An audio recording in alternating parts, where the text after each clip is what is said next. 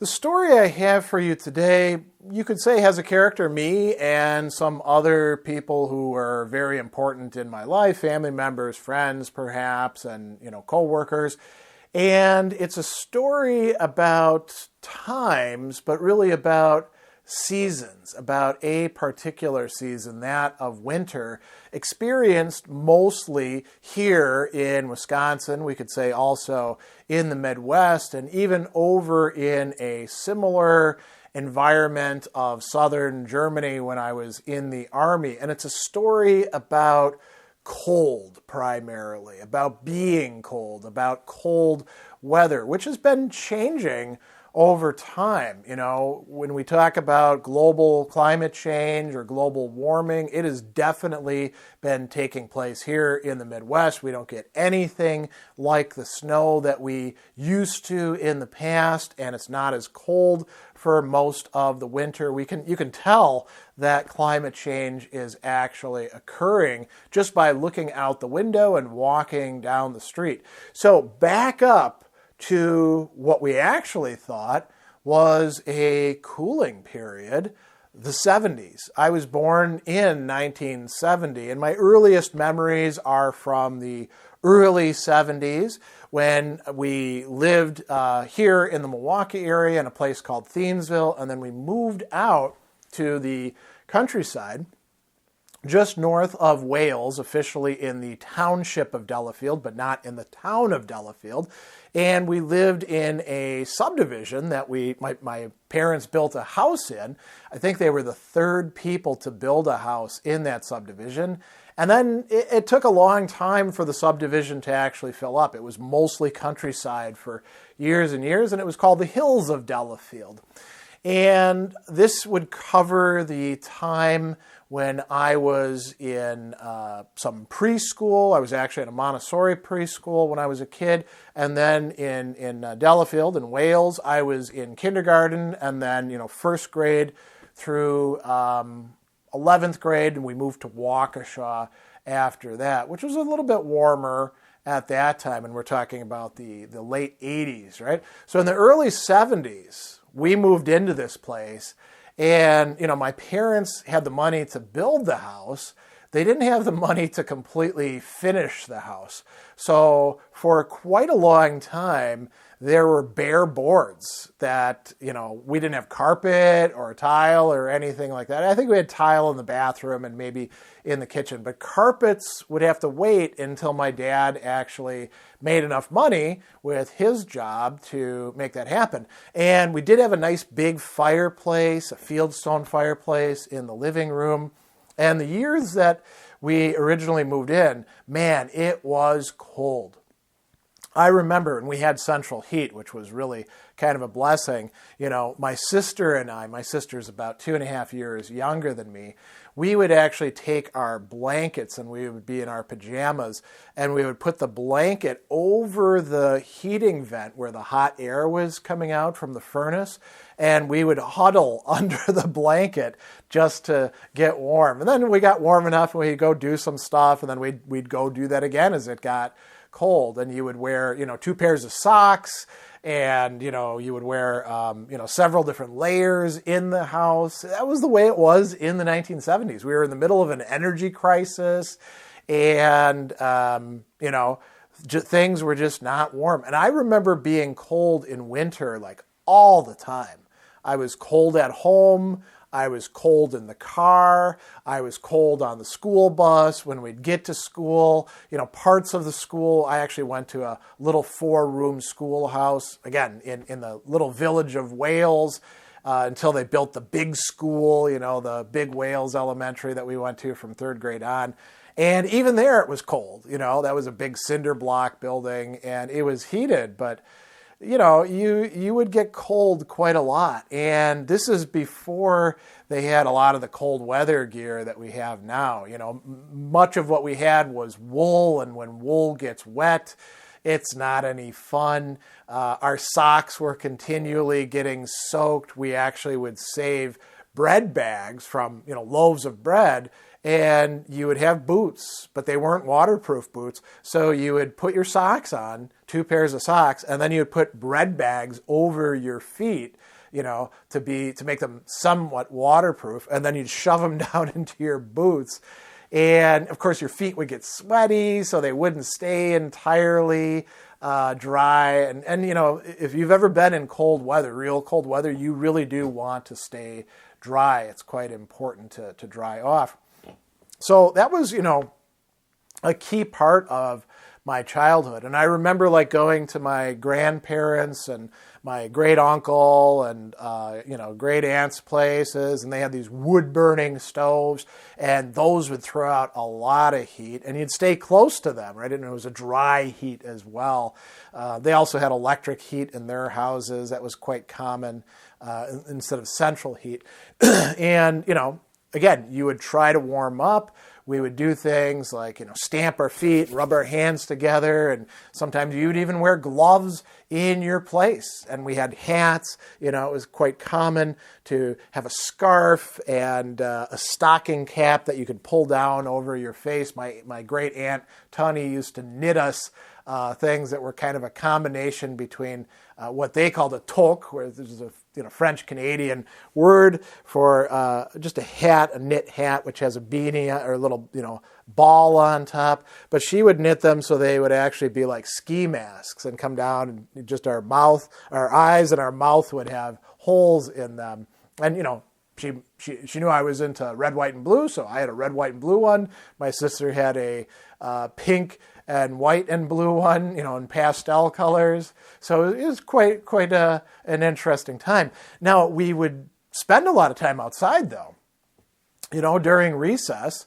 If it was really, really bad, we wouldn't have to go outside, but typically we had to go outside and play around. So, we would do things like throw snowballs at each other and, make trails in the snow. Sometimes the snow was deep enough. And usually by Christmas time, we would actually have snow piled up several feet high in drifts here and there. And then when it was plowed, you might have berms that could be 6 to 8 feet high. We would get our shovels out. Sometimes they were like snow shovels, and sometimes they were actual spades. And we would dig forts through the snow. We would tunnel.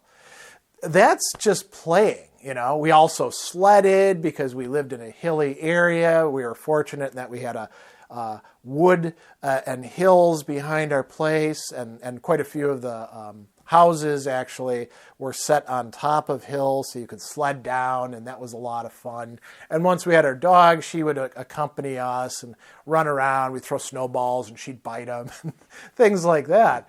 And so, you wouldn't really feel the cold that much when you were active. But then, when you stopped moving, it really would get cold quick.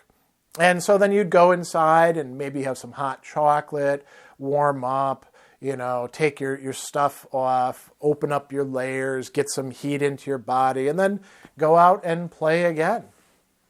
And so there were a lot of things that we used to do. Some of them were chores outside. You had to shovel the driveway when it snowed. Our driveway was probably, maybe somewhere between 1/8 and 1/4 of a mile long. So, we had an attachment to our tractor that would shoot the snow. I forget exactly what they called it. It had like a spinning blade, and it would suck it up. But it wasn't very good. It was kind of underpowered, so it would get stuck, and then you'd have to turn it off and get the snow out if it was heavy. And then you'd have to shovel, right? Even with my dad running the tractor, me later on after my dad died running the tractor, you'd be out there with the snow shovel sometimes while the snow was coming down.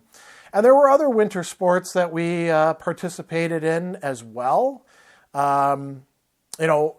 Skating was one of them. There were ponds around our place where sometimes my mom would say, hey, we're going ice skating. Everybody get your skates. And we're going to drive over to this pond and, we'd skate for free. Or, sometimes you'd go to an actual skating rink and then you had to pay a little bit of money to go in there because it wasn't free.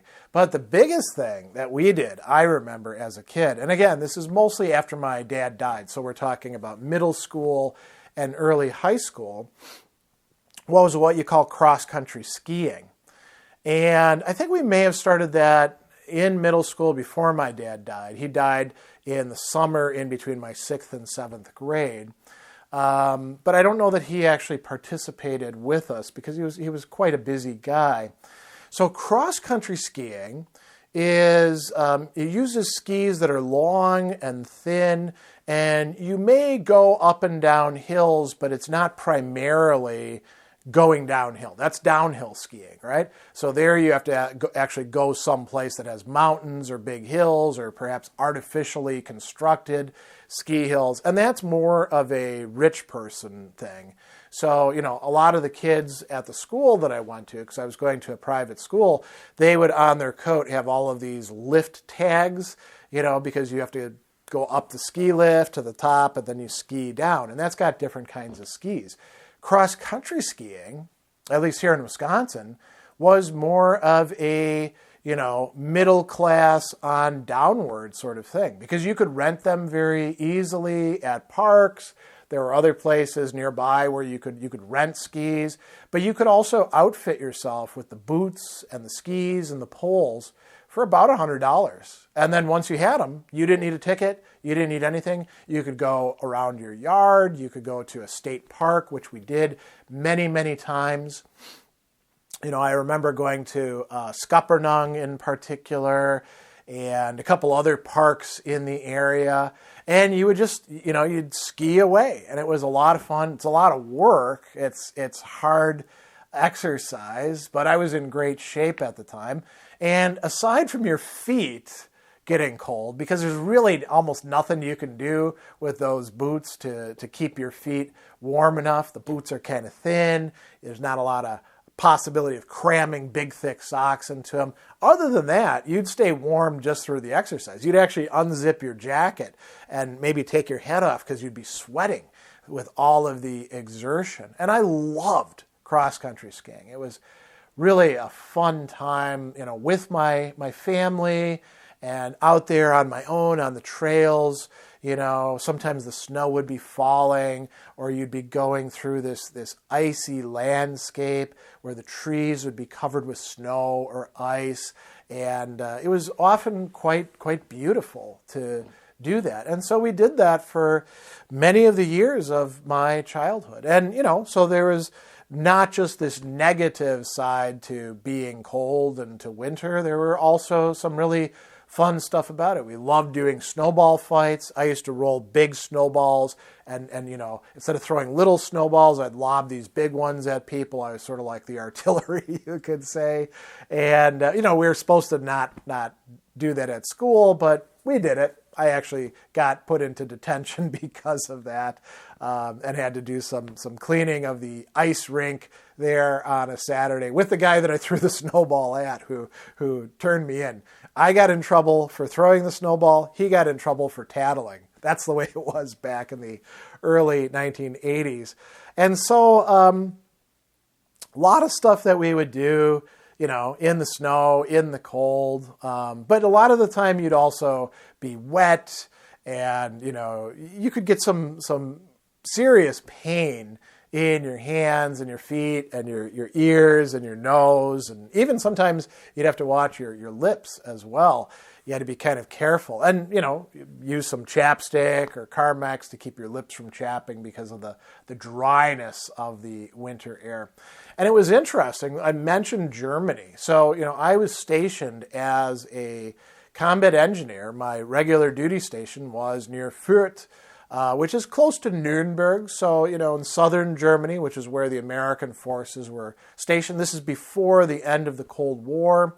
So we are expecting to have to fight against Warsaw Pact along with our NATO allies. And we would go out on these field missions, these field exercises to Grafenwehr and other places. And one reason why Wisconsin had Fort McCoy for a long time is because the Wisconsin environment and terrain and weather is quite similar to that of southern Germany. Not necessarily northern or eastern Germany, but southern Germany. And so it wasn't a huge adjustment for me to go there. As a matter of fact, I will say when I was in basic training and AIT, I was in Fort Leonard Wood, Missouri, and I went there in February thinking it was going to actually be a lot nicer weather-wise than Wisconsin was at the time. And it turned out it was colder and windier in Missouri, quite south of Wisconsin, because you get those winds coming down from Canada across the Great Plains, whipping through the woods. And it was so cold that we would fight for each other. We'd jockey for position to not be in somebody's shadow. We wanted that sunlight to be on us. And then they would transport us around in cattle cars from place to place. And we would just freeze our butts off, right? So that was part of the being cold all the time as well from my memories. So, cold could be miserable, cold could be bracing, cold could be enjoyable at times if you could also warm up. And it all depended on the situation that you were in. And you just took it as part of life. Now people complain about how cold it is in winter. And I look around and I'm like, this is nothing compared to what we routinely went through, snow piled up feet high, winds whipping through, not having the kind of cold weather gear that we all easily can get at department stores or ordering from places like LL Bean or wherever else you're going to get it. It was a quite different time. And so I thought I would share a little bit of that with you since we're moving now officially into winter, and we are still here, at least I am, in Wisconsin, southeastern Wisconsin, where I grew up, although in a warmer area of Milwaukee because we're in a city, and the Great Lake, Michigan, also stabilizes the weather. Not like being out in the countryside where it was a lot more snow and a lot more cold. I thought maybe I'd share that with you, and maybe some of you might be saying, I come from a much colder area. What you have down there in Wisconsin, that's nothing, but many of you might be from warmer climes as well. And so maybe this could be something quite interesting to you to hear about. And it's something that's been on my mind the last couple days as I've been, taking walks in the cold and spending time out and about. And as the seasons are changing and we get closer and closer to the official beginning of winter.